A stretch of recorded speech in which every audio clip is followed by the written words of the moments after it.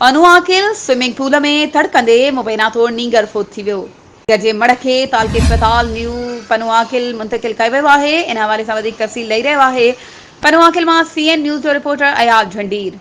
जी अयाज़, कहिड़ा तफ़सील आहिनि अव्हां वटि? जी अव्हांखे कुझु घड़ियूं अॻु पनुआकिल में पेश आयल अफ़सोसनाक वाक़े बाबति आगाह कंदा हलूं त पनुआकिल जे क़ौमी शाहराह ते बलोच कांटा भरिसां हिकु स्विमिंग पूल में 10-12 साला नौजवान सुमेर अली चाचड़ जो तालुक़ु पनुआकिल सां आहे। उहो स्विमिंग पूल में तड़ करे रहियो हो।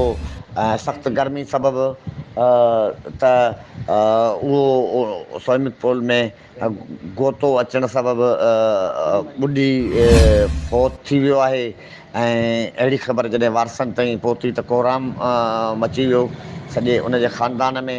ऐं उनजे ख़ानदान जा माण्हू उन स्विमिंग पूल ते पहुची फ़ौती नौजवान सुमेर चाचड़ जो लाश खणाए बग़ैर कंहिं क़ानूनी कार्रवाई जे पंहिंजे घर खणी विया आहिनि ऐं उनजी तदफ़ीन करण जूं तयारियूं कयूं पियूं वञनि। जी महिरबानी अयाज़ तफ़सीलनि खां आगाह करण जे लाइ।